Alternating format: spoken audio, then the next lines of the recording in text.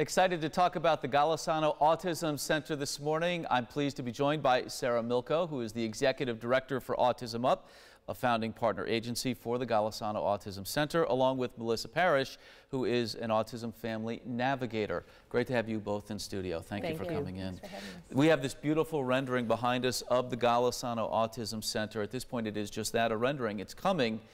When this building is finished and being used sometime next year, Sarah, what will it mean for our community? Well, what it's going to mean is a conglomerate of autism services under one roof, unlike anywhere else in the country. The really phenomenal thing about the Golisano Autism Center is it's bringing three partner agencies together, Autism Up, CP Rochester, and Al Siegel, to create an autism hub.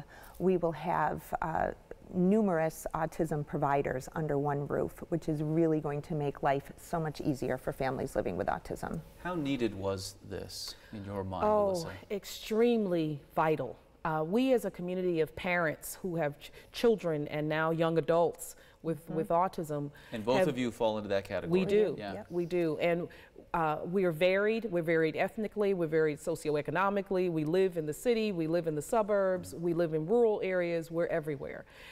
What we realized is that we are a community. And what's exciting about this, when I first heard about it, was that it's a place where we can come and get the needs met of our families, for our children as they move into adulthood, for us as parents.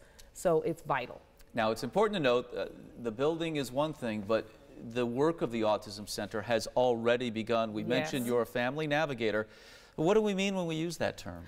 My role is to help families access and navigate this major system that is education, it's access to services to help support their children, it's looking at the future for their children as to where they're going to live and what kind of activities they're going to be involved in. It's a major system, helping them access it, understand it, be able to move through it without extreme levels of frustration. So my role is to help them with that process. Along those lines, help is available 7 days a week through a helpline.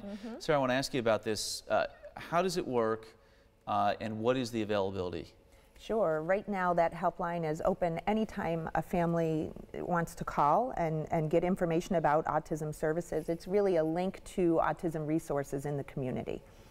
And it's open 18 hours a day, right? It is, yes it is. 6 a.m. until 12 a.m. Yes. 7 days a week. 7 days a week, yeah. And in those off hours you can email as well, right? Correct. Okay, yes. so really there's help there at almost any point, and that really is ultimately what we're talking about, right? Exactly. Absolutely. We don't want families to feel alone. We don't want them to feel isolated. We have families that move to this area because of the rich services that are here.